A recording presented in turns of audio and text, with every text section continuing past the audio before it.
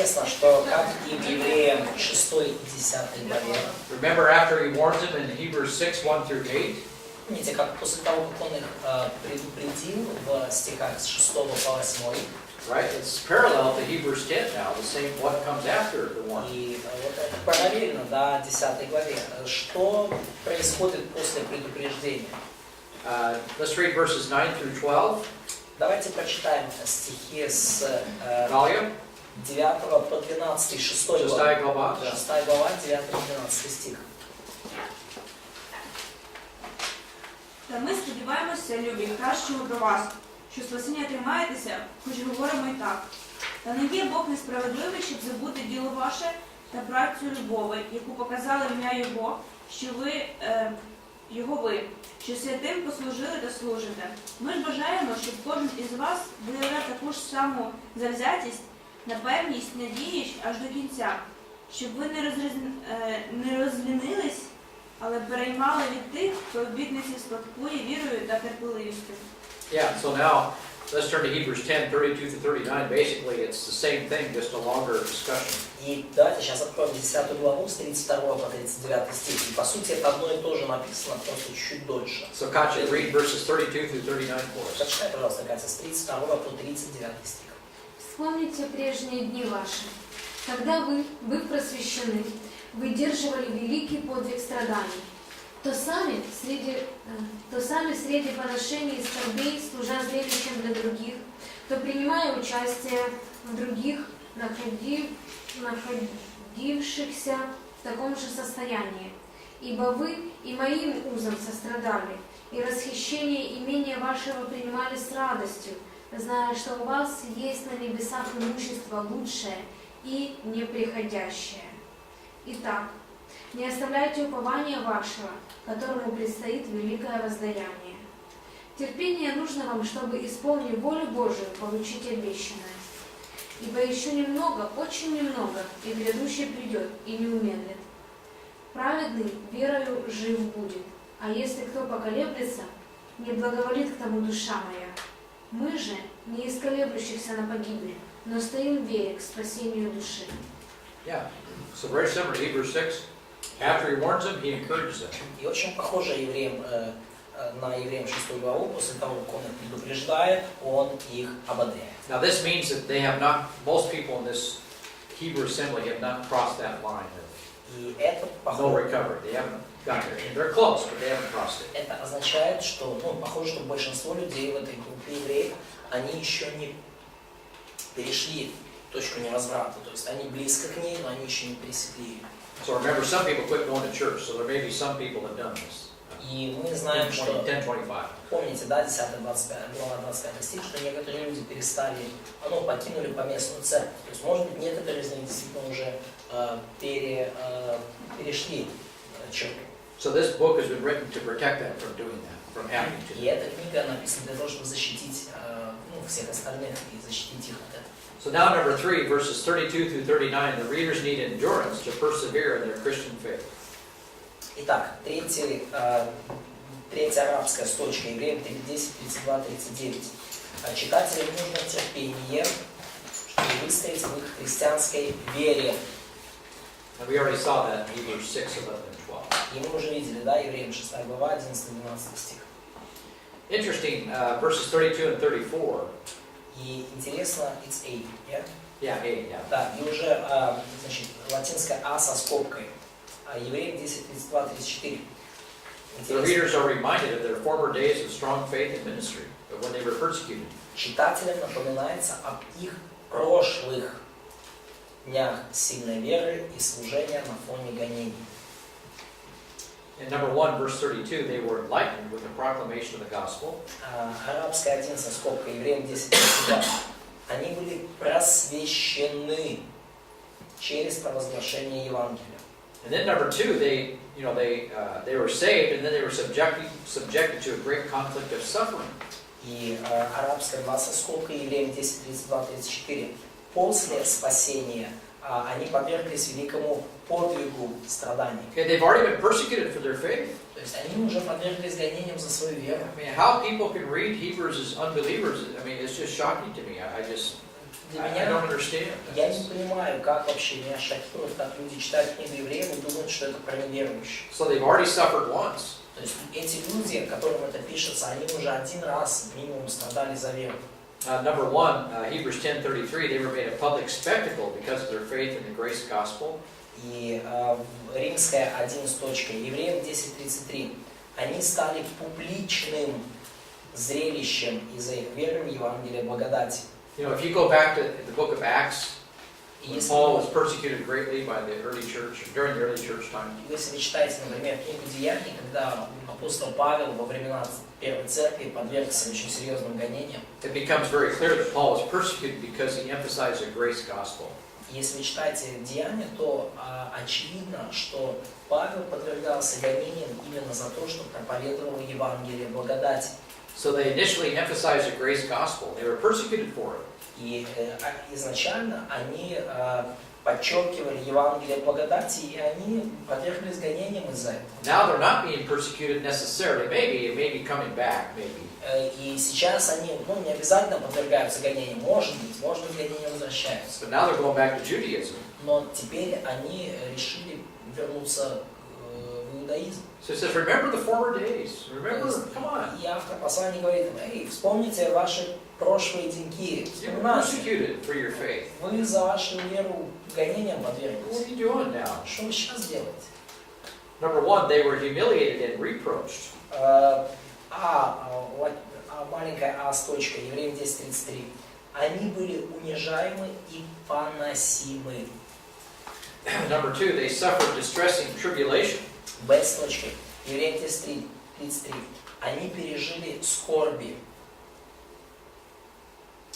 And then verses 33 and 34, they shared with those who suffered. И латинская 2, римская 2, Евреям 10:33, 34. Они делились с теми, кто страдал. So they ministered to one another because it was so bad. То есть они служили друг другу, потому что все было очень плохо. Number one, they sympathized with the prisoners who were in jail. А с точкой, Евреям 10:34. Они сострадали узникам в тюрьме. Now, a lot of people try to use this verse as a jail ministry, for a jail ministry. И некоторые люди, они используют этот стих как основание для тюремного служения. Вы знаете, да, тюремное служение? There's nothing wrong with jail ministry. That's great. Ничего нет плохого с тюремным служением, это великолепное служение. Okay, but we're talking about people who were thrown in jail unjustly. Но мы Christians were thrown in jail unjustly. Но здесь говорится о людях, которые попали в тюрьму несправедливо, о христианах, которые несправедливо оказались в заточении тюремном. So they were thrown in jail unjustly, and then the believers who weren't thrown in jail had great courage to still be concerned about it. They would go see him in jail. И они несправедливо оказались в тюрьме, и верующие, которые были, не оказались в тюрьме, they weren't in jail. Well, they would go see him in jail. Да, то есть другие верующие, они оказались достаточно смелыми, чтобы проведать их, посетить их в тюрьме. Because it would be dangerous to go see him. They were thrown in jail, right? So. То есть и было опасно ходить их посещать, потому что они были в тюрьме сидели. If I go see him, maybe they're going to throw me in jail too. И может быть, если я пойду их проведать в тюрьме, может и меня тоже посадят. So they sympathized with the prisoners who were jailed. То есть они сострадали узникам в тюрьме. And they accepted their material losses with joy. И они, и это уже Б с точкой, Евреям 10:34, они принимали их материальные потери с радостью. Verse 34, they did not suffer martyrdom, but loss of property. Значит, третья римская цифра, Евреям 10:34. Они не претерпели мученичество, но только потерю имущества.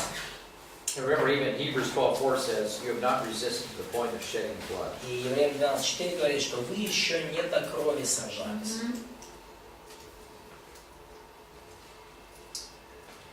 Number one, Hebrews 10:34. И латинская А с точкой, Евреям 10:34. They undoubtedly suffered reproach from their fellow Jewish brethren who ostracized them for accepting the grace gospel. Они, несомненно, переносили поношение от их иудейских собратьев, которые подвергали их остракизму. And these are the passages I was referring to За то, что earlier. они приняли Евангелие благодати, подобно тому, как это происходило в Фессалонике и в Вере. Acts 13 and 14 and then Acts 17. И вот отрывки, на которые опираюсь, это Деяния 13, 14, 17. The book of Galatians, the entire book, for example. Вся книга Галатам, например. And of course, that's also the same time they had the Jerusalem Council, remember? И, конечно же, в это время произошел собор в Иерусалиме. So everyone was fighting over the grace gospel at that И time. поэтому в это время все сражались против Евангелия благодати, все вокруг. Interesting, verse 34, the local authorities must have also been involved with their persecution because they lost their property and some were jailed. И интересный момент, это уже Б с точкой. Евреям 10:34. Местные власти также, по-видимому, участвовали в гонениях, потому что люди теряли свою собственность и некоторые были посажены в тюрьму. So now, in light of what they've already survived, what they've already been through persecution once, right? И во свете того, что они уже один раз выжили в гонениях и уже один раз, как минимум, подвергались гонениям. And so now B, verses 35 through 39, И the поэтому readers сейчас, are commanded not to throw away their confident faith. сейчас Б со скобкой маленькая. Евреям 10:35-39. Читателям заповедуется не оставлять их твердую веру, чтобы они могли избежать разрушения от Божьего суда. And so number one, Hebrews 10:35 and 36, confident enduring faith will earn the promised eschatological reward of the judgment seat. Арабская 1 со скобкой. Евреям 10:35-36.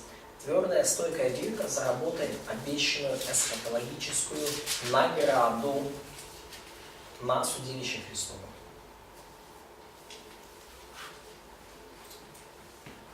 And that's Hebrews 6:7. И это Евреям 6 глава 7 стих. Let's read that. Давайте прочитаем Евреям 6 глава 7 стих. Сергей, пожалуйста, 6:7. Сережа, 6 глава 7 стих послания к Евреям.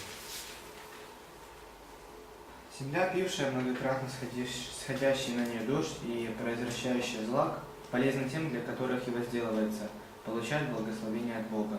Yeah, so there's a reward, it's a blessing. Есть благословение, есть награда. And then verse 12, again, read that. Стих 12, пожалуйста, прочитай снова. Чтобы вы не обленились, но подражали тем, которые верой и долготерпением наследуют обетование. And so Romans number 1, Hebrews 10:35, И римская маленькая 1, Евреям 10:35. receiving what is promised. What is it? It's a reward. The reward in eternal inheritance. Получили обещанное. Что это? Это награда. Награда – это вечное наследие в Божьем будущем царстве покоя. And we already read Colossians 3 today. Основано на послушании веры. И мы уже читали сегодня, да, Колоссянам 3:23-25. Hebrews 4 commands them to be diligent to enter God's rest, right? Hebrews 4:11. И Евреям 4 глава 9-11 стих говорит, чтобы мы постарались, да, были усердны в том, чтобы войти в покой он и. Let's turn to Matthew 5. Давайте сейчас откроем Матфею 5 главу. Let's start at verse 1. Masha? И начнем с 5 стиха. Матфея 5, с 1 стиха. Маша.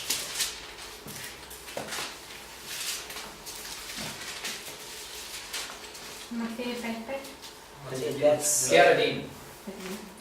Увидев народ, он зашел на гору, и когда сел, приступили к нему ученики его. И он, отверши уста свои, учил их, говоря: блаженные нищие духом. Blessed, right? Благословлены, You блаженны. shall receive a blessing, in other words. То есть, иными словами, получат благословение. What does Jesus mean by blessed here? Что здесь? It's a little bit different word. То есть, What do you got? блаженные. Блаженные. Yeah, you are blessed. Yeah. Ну, то есть, блаженные, это значит благословлены.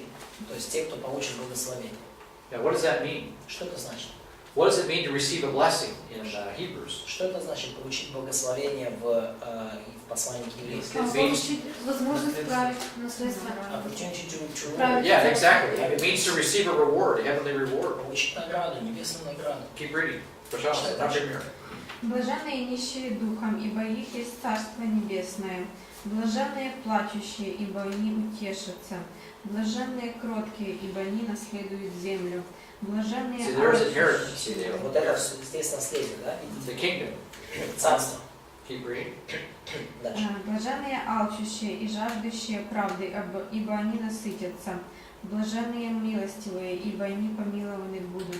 Блаженные чистые сердцем, ибо они Бога узрят. All right, Katya, that's Hebrews 12, Катя, это вот Евреям 12 глава, verse 8.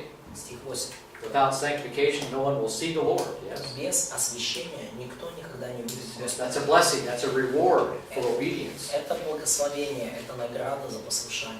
Keep reading. Дальше. Блаженные миротворцы, ибо они будут наречены сынами Божьими. Блаженные изгнанные за правду, ибо их есть Царство Небесное. Блаженные вы, когда будут поносить вас и гнать, и всячески неправильно злословить за меня.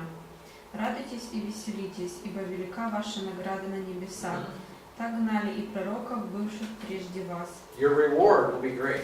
Ваша награда будет велика. So all those blessings he talks about are based in obedience, see, Итак, to он God's plan, God's kingdom. обо всех этих благословениях. И все эти благословения основаны на послушании Божьему плану.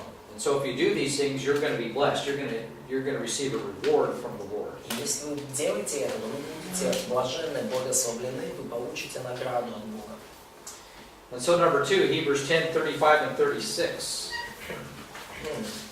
Так, Роман 2, yes? Yeah, Roman, yeah. Да, Римская 2, маленькая строчка. Евреям 10, 35, 36.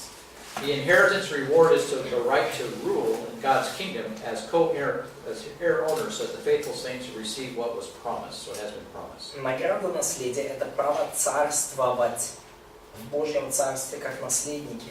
Так что верные святые получат то, что было обещано. We already saw this in Hebrews 2 and Hebrews 4. И мы видели это уже в Евреям 2 главе и в 4. We've seen this in Matthew 5. Мы видим это в 5 главе Матфея. Let's turn to 1 Corinthians 6, shall we? 1 Corinthians Но давайте 6. откроем 1 Коринфянам 6. And Наталья, пожалуйста, прочитайте. Далее, как вы смеетесь выносить свои поношения? Далее, как вы смеете выносить свои споры на решение суда, состоящего из неверующих людей, вместо того, чтобы ваше дело разбирали святые? Разве вы не знаете, что святые будут судить мир? Если вам предстоит судить мир... See, that's what God has called us to in the Вот future. это то, к чему нас Бог призывает в будущем. So that's going to be the kingdom which is coming. We're going to judge the world. И будет царство, грядет царство, и в этом царстве мы будем судить мир. Okay, keep reading. Если вам предстоит судить мир, то неужели вы не можете разрешить более мелкие дела? Разве вы не знаете, что мы будем судить ангелов? Неужели же мы не можем сами разобраться в наших житейских Did you вопросах? read that? Вы читали это? We're going to judge angels. Вы будете судить, мы будем Okay, судить that's ангелов. part of your inheritance, И это часть вашего наследия, part of your pension. часть вашей пенсии. Okay, look forward to it. Ожидайте этого. See, today we're getting kicked around by the world. They're just making fun of us. We're getting kicked around. И сегодня нас мир просто пинает как мячик, и смеется с нас, и поносит, и как бы высмеивает нас. They laugh at us. Да, то есть прикалываются с нас. Payback is coming. Возмездие грядет. Deeds are plotted. Free Обратились guilt. к гневу Божьему. So just trust God. Today we're going to get kicked around. Trust the Lord. Доверяйте Богу, когда в эти дни, сегодня вас просто пинают и поносят и унижают. But payback is coming, Доверяйте Богу, и возмездие грядет. and you get to kick around some angels. Расплата грядет, и вы еще пнете некоторых ангелов. It's going to be fun. И это будет весело. Christianity is fun. Христианство вообще веселое дело. Look forward to these things. Очень весело. Постоянный адреналин. Ожидайте это. It's constant adrenaline. It's really funny. Пожалуйста, keep reading. В этом, Надо читать. в этом случае лучше ставьте судьями над собой самых незначительных в вашем собрании. Неужели среди вас не найдется разумного человека, который мог бы рассудить споры между верующими? Вы же подаете на суд друг на друга, и вас судят неверующие. Уже одно то, что вы подаете друг на друга в суд, является полным поражением для вас. Не лучше ли остаться пострадавшим? Не лучше ли остаться обманутым? А вы сами обманываете и обворовываете своих братьев. Разве вы не знаете, что неправедные не наследуют Царство Божьего? Смотрите, чтобы вам не обмануться, никакие развратники, никакие идолопоклонники, нарушители супружеской верности, продажные гомосексуалисты или мужеловцы, воры, корыстолюбивцы, пьяницы, клеветники или мошенники Царство Божьего не наследуют. Okay, I mean, you see what's happening here? Вы видите, что тут People think происходит? this is for unbelievers. No, it's not. И люди думают, о, это все для неверующих. Нет. This is no different than Hebrews. И здесь это не для неверующих. You will not inherit rest. Вы не войдете в покой. You know, if you continue to sin willfully, you will not inherit the kingdom of God. Если вы произвольно грешите, продолжаете произвольно грешить, вы не наследуете Божье Царство. If you steal from your fellow brother, Если вы воруете у своих братьев, and then of course you take each other to court over this, и right? потом вы таскаете друг друга по судам за это, You can't handle this kind of stuff. you can't- If you can't handle these kinds of и вы things on the earth. с такими вопросами не можете разобраться, такие вопросы не можете решить. So again, this is a warning. И опять же, это предупреждение. So Paul first reminds them of their privileges, verses 1 through 8. И Павел в стихах с 1 по 8, он им напоминает об их привилегиях. Our inheritance is to judge angels. О том, что наше наследство – это право судить ангелов. But if you live an ungodly life, Но если вы живете нечестивой жизнью, you're going to lose your inheritance. вы потеряете свое So наследство. this is for believers. Это для верующих. I mean, every time they see a warning, oh, that's for unbelievers. И люди-то некоторые так, они видят предупреждение и говорят, ага, это для неверующих. It's amazing. Потрясающе. It's like a mama, you know, that wants to always protecting her kid all the time. You know, it's like a mom that protects her kid and actually spoils him. It actually spoils him. Makes him. Да, ага, я гачу. Это как мамочка, которая постоянно пытается защитить как-то своего ребятеночка, и в итоге только развращает. So the kid never gets disciplined. И этот ребенок никогда не подвергался He grows up to be a spoiled brat. You know, А? he grows up to be a spoiled brat. You know, a spoiled kid. И он вырастает разбалованным и развращенным ребенком. There's no respect for authority, Не уважает власти, and it's not good. и ничего хорошего не Okay. So again, this is for believers. И это все для верующих. 1 Corinthians 3, no loss of reward. 1 Коринфянам 3 это о потере награды. 1 Corinthians 5, sin unto death. 1 Коринфянам 5 грех к смерти. 1 Corinthians 6, you will not inherit the kingdom. 1 Коринфянам 6 вы не наследуете царство. 1 Corinthians 9, you may lose the prize. 1 Коринфянам 9 вы можете потерять награду. 1 Corinthians 10, Exodus generation. Венец, да? 1 Коринфянам 10 поколение исхода. 1 Corinthians 11, sin unto death. 1 Коринфянам 11 снова грех к смерти. It's no different than Hebrews. Ничего, то есть совершенно очень все похоже, почти никакого отличия от See, послания. and Hebrews will help us explain those passages. This is the most systematic explanation of loss of reward. И послание к евреям помогает нам объяснить эти отрывки. Это наиболее систематичное послание, систематичный труд о потере награды. And so when you see a verse like 6, 9, and 10, right, what are you going to do with that verse? How are you going to understand it? И когда вы видите стихи такие, как 1 Коринфянам 6 глава, 9, 10, да, как вы толкуете эти стихи, как Well, вы we can понимаете? compare Hebrews with 1 Corinthians. И мы можем просто сравнить 1 Коринфянам с посланием к And then евреям. our understanding of Hebrews will help us interpret 1 Corinthians 6, verses 9 and 10. И наше понимание послания к евреям поможет нам понять и правильно истолковать 1 Коринфянам 6, 9, 10. Let's turn to Revelation 2. Давайте откроем Откровение 2 главу. So Revelation 2, verses 25 through 29. Откровение 2 глава, стихи с 25 по 29. Так, может быть, Евреям написал Павел? So maybe Paul wrote Hebrews. No, it can't be. Нет, это не может быть. Remember, we looked at that earlier. Помните, мы уже это раньше исследовали. Yeah, Hebrews 2 talks about Jesus, the apostles, and then himself. И Евреям 2 глава говорит об Иисусе, апостолах и потом об авторе послания. So he distinguishes himself from the То apostles. есть он себя отделяет от апостолов. Revelation 2:25. Итак, Откровение 2, Оксана? 25. Оксана. Тільки те, що ви маєте, тримайте, аж поки прийду. All right, so persevere in your faith. То есть будьте стойкими, терпеливыми в своей вере. Okay, I teach perseverance of the saints for eternal reward, not for salvation. Я учу стойкости святых для вечной награды, а не стойкости святых для спасения. That's the biblical presentation, И the вот perseverance of the saints. вот это именно и есть библейское понимание, библейская подача стойкости святых. Verse 26. Стих 26. А переможцеві і тому, хто аж до кінця додержує мої вчинки, я дам йому владу над поганими. Yeah, he gets to rule. Да, то есть побеждающий будет править. Verse 27. Стих 26, 27. І буде пасти їх залізним жезлом. Вони немов глиняний посуд, покрушаться, як і я одержав владу від свого Отця. І дам я йому зорі дослідну. Хто має вухо, хай чує, що Дух промовляє закон. Okay, he who has an ear. See, Имеющий ухо слышит, да слышит. that's the individual. He who has an ear. И это на личном уровне. Каждый, у кого есть ухо, Not слышит, да everybody. слышит. Не каждый. Не каждый слышит. Let's go to chapter 3, verses 19 through 22. Galia? One more. Да, Откровение 3, 19, 22, пожалуйста. Откровение 3, 19, 22. Кого я люблю, тому докоряю, катаю того. Будь же ревний і покайся. If God, permits, right? Если, If God permits repentance, right? если Бог даст покаяние, да, если Бог разрешит покаяние. Помните, 1 Петра 3, да? Читайте дальше. Ось я стою під дверима та стукаю. Коли хто почує мій голос і двері відчинить, я до нього вийду і буду вечеряти з ним, а він зі мною.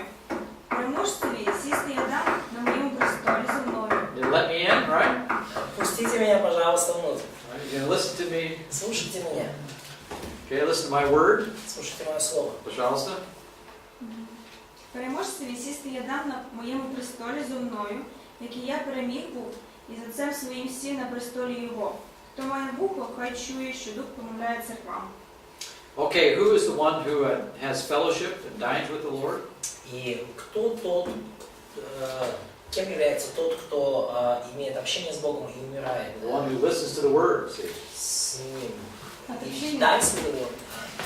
И вечеряет с Ним, да? Тот, кто слушает Слово. Yeah, listen to the word of God. Yeah. Да, то есть кто имеет общение и вечеряет с Богом? Тот, кто слушает Слово Божье. Okay, Roman numeral number 3. Римская 3.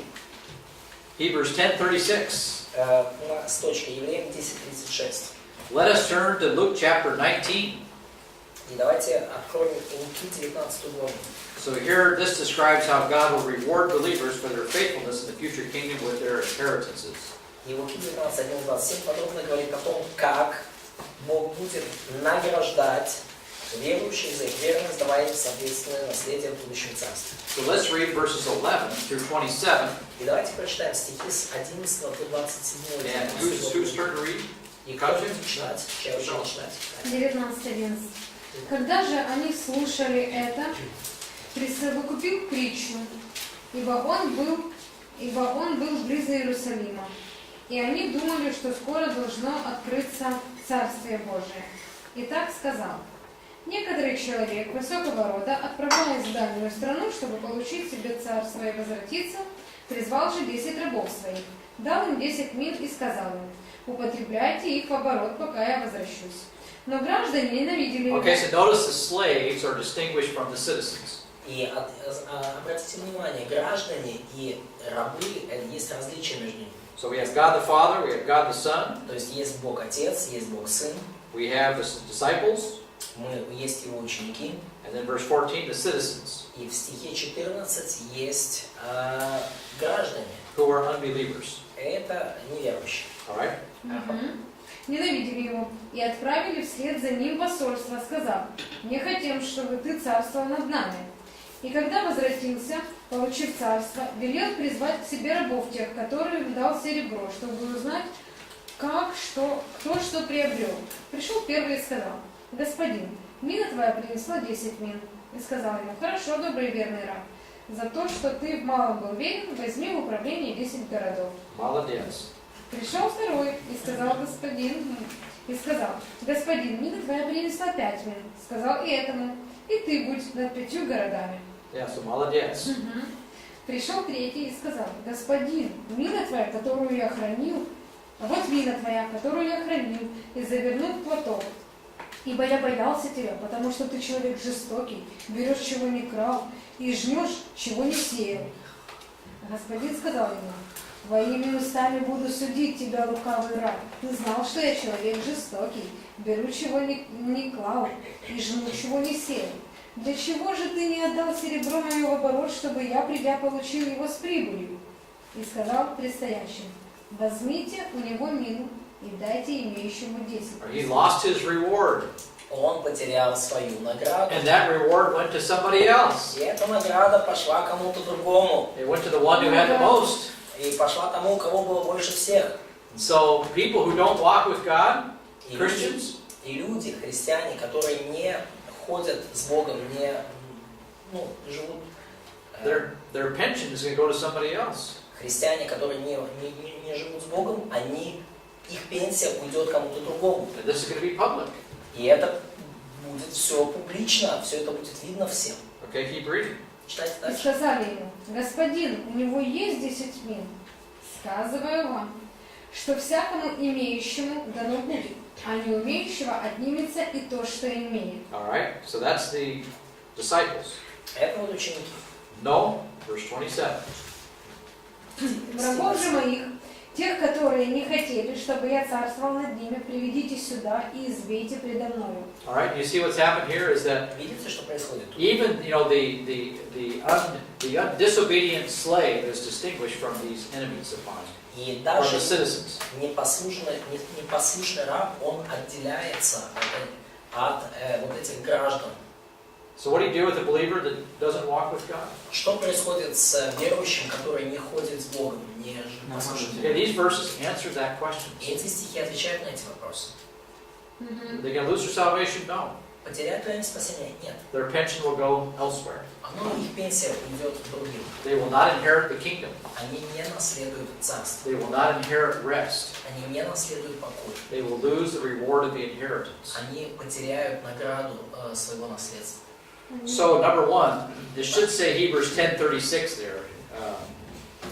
Number one should say, do you have 10:35 or 36? Oh, okay, good.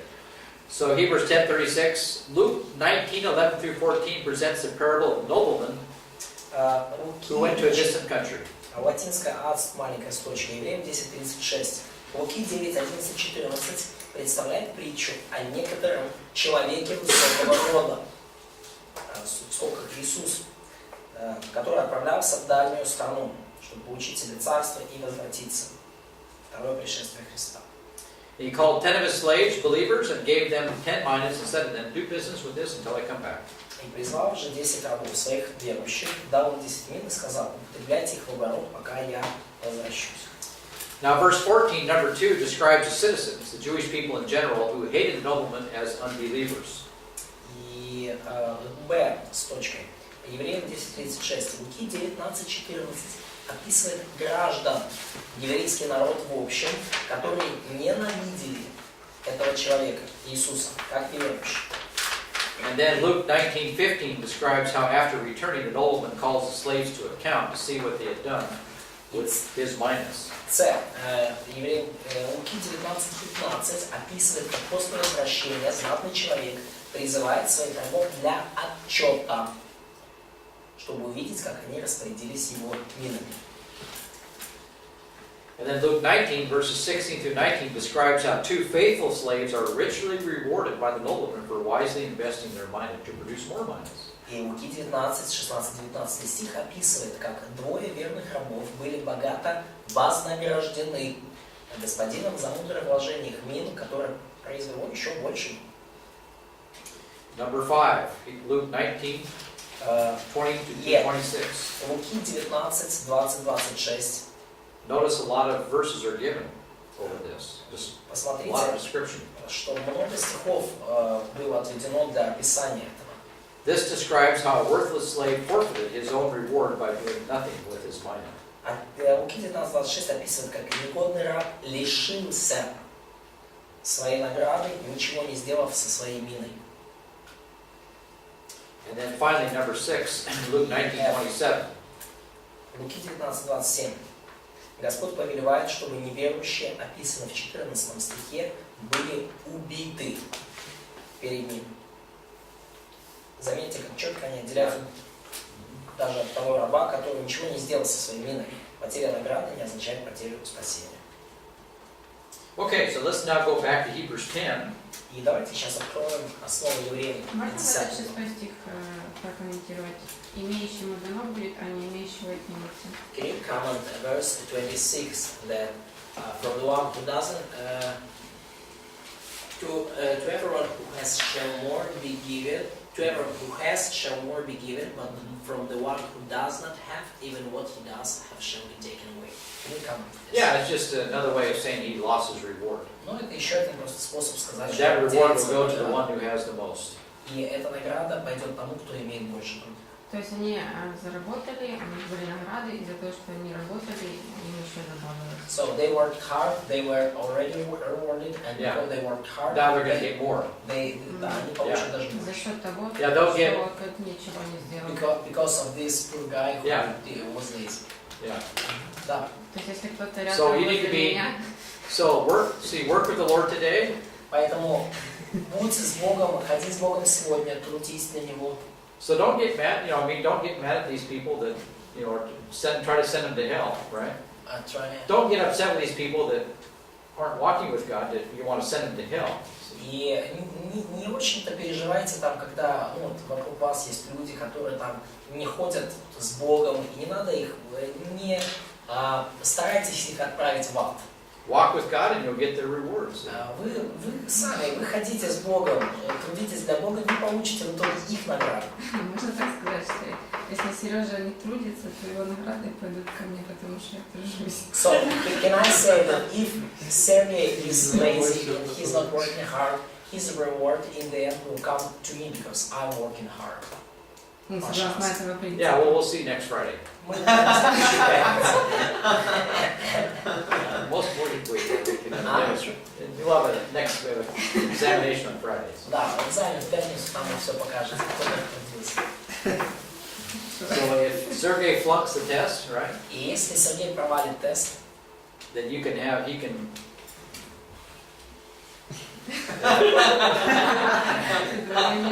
figure out something. You can have his lunch or something. я не знаю, ты в обед получишь, не надо решить еще. Нет, только не один. Please not lunch, don't touch lunch. I think you're probably right. Yeah. Okay. Anyway, let's go back to Hebrews. Хорошо, возвращаемся. I don't know all the details. Я не знаю все детали, It's good because we don't see this yet, потому что мы этого пока не видим. but it will become clear. Но это станет очевидным. It's going to become very real. Это станет очень реально. So let's turn to Hebrews 10, verses 37 and 38. И давайте откроем Евреям 10 главу, стихи с 37 по 38.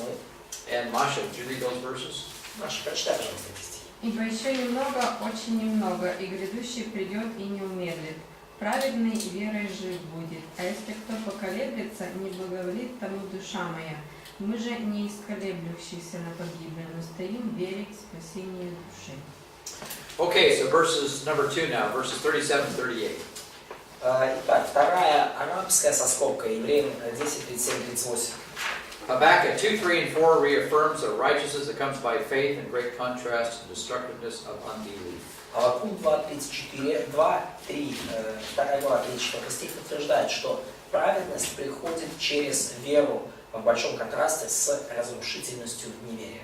And if you look at the context of Habakkuk 2, И если вы посмотрите контекст Авакума 2 главы, number 1, Hebrews 10:37, Римская 1, Евреям 10.37, speaking of the impending Babylonian invasion due to Israel's idolatry, Habakkuk 2:3 reminds the readers of the imminent judgment of God.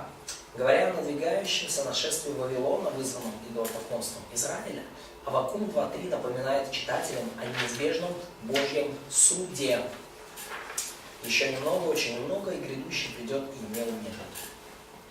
And so number 2, Hebrews 10:38, in light of the incoming invasion of Babylon, Habakkuk was commanded by God to live by faith. И Римская 2, Евреям 10.38, в свете грядущего нашествия Вавилона Авакуму заповедано Богом жить верой. Праведно верою жив будет, а если кто поколеблется, не благоволит к тому душа моя. Number 1, Hebrews 10:38, Маленькая с точкой, Евреям 10.38. the righteousness by faith is not here emphasizing justification by faith without works. Праведность от веры здесь не ставит акцент на оправдании по вере без дел. But that a righteous spiritual life can only be lived by faith, as the author prepares his readers for Hebrews 11, the Hall of Fame of Faith, coming up very soon. Но на том, что правильной духовной жизнью можно жить только по вере, так как автор подготавливает своих читателей к Евреям 11. Interesting, number 2. Залу славы веры, где ветхозаветные святые действия героически по вере, несмотря на различные трудности. И интересно номер Б с точкой. Hebrews 10:38. Евреям 10:38. Remember when Paul talks about, I'm not ashamed of the gospel, and he says it's from faith to faith, right? Remember that? И вы помните, как в Римлянам 1 главе 17 стихе апостол Павел говорит, что «Ибо я не стыжусь благовествования Христову», и там он говорит, что это от веры в веру, да? Yeah, he also quotes Habakkuk 2:4. Same passage is quoted. И он также там цитирует Аввакума 2:4, отрывок, и как написано, правильной веры уже будет. And when Paul says faith to faith, it speaks of a spiritual life which is lived by faith. И когда Павел использует вот эту фразу «вера в веру», он здесь говорит о духовной жизни, проживаемой по вере. Жизни там. Of course, that would be Romans 6-8. И это, как этому учит Римлянам 6 глава, 8 стих. Римлянам 6 с 6 по 8 главу. А? Не понимаю. Вера в веру скорее говорит о духовном вере. I don't understand this. I don't get it about the face-to-face. It's all by, it said we start in faith and we end in faith. То есть идея в том, что мы начинаем с веры, и верой же заканчиваем. So we're justified by faith and we live by faith. То есть мы оправданы верой, потом мы живем верой. And then Romans 1-8 explains that whole process, how that all works. И Римлянам с 1 по 8 главу она четко объясняет, как вообще весь этот процесс For работает. past salvation, justification, Наше прошлое спасение, оправдание, and then our present salvation, sanctification. и наше нынешнее спасение и просвещение. And so Hebrews 10:38 is no different, same thing. И Евреям 10:38, оно ничем не отличается, то же самое. So number 3, Hebrews 10:38, God takes no pleasure in those who shrink back in unbelief. И Евреям 10:38, Бог не благоволит тем, кто колеблется в неверии. Who shrink back in unbelief? Кто колеблется в неверии? The Exodus generation. Поколение исхода. Don't do what they did. Не делайте то, чего они делают. And so number 3, Hebrews 10:39. Третья арабская со скобкой, Евреям 10:39. The author reminds them, that's contradictory to who you really are. И автор напоминает читателям, что они не из тех, кто колеблется на погибель, но стоят в вере к спасению души. То есть это не то, кем они на самом деле являются. For you to shrink back in unbelief is contrary to how God has made you in Christ.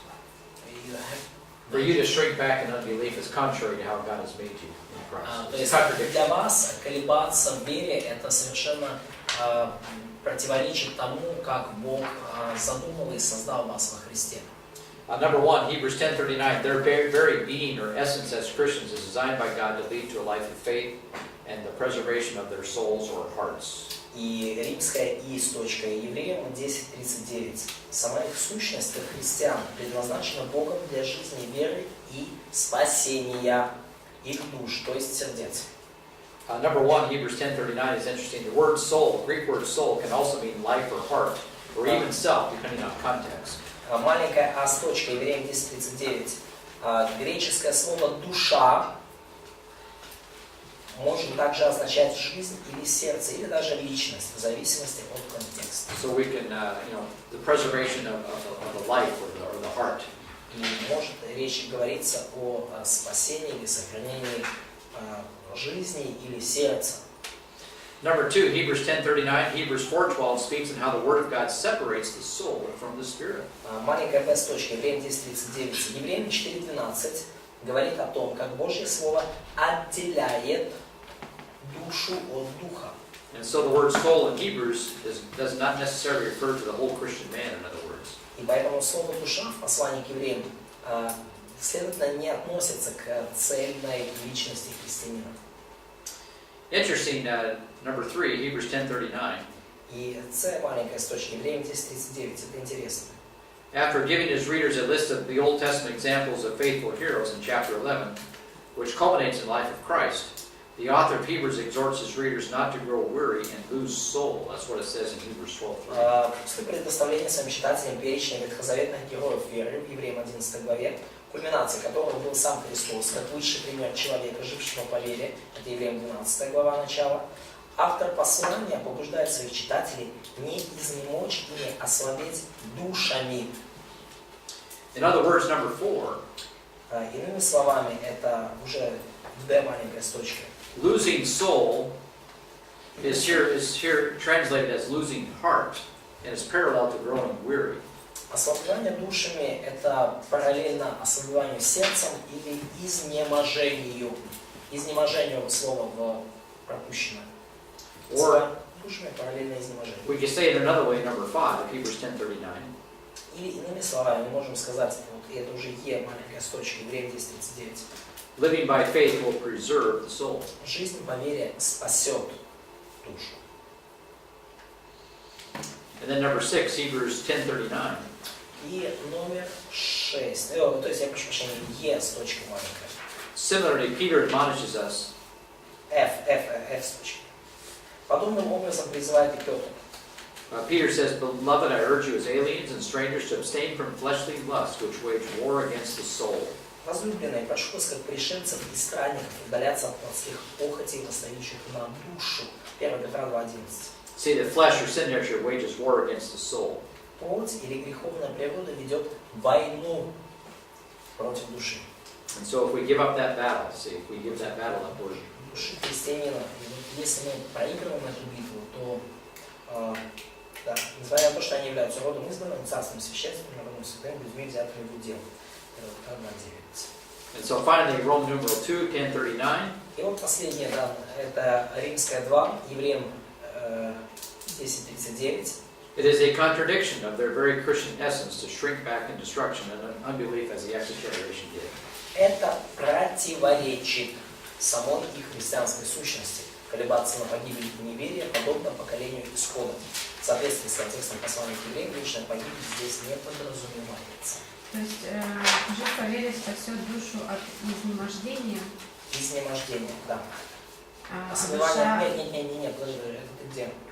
Д. Ну, я просто... Да, изнеможение. Сама суть я пытаюсь понять. So, the life of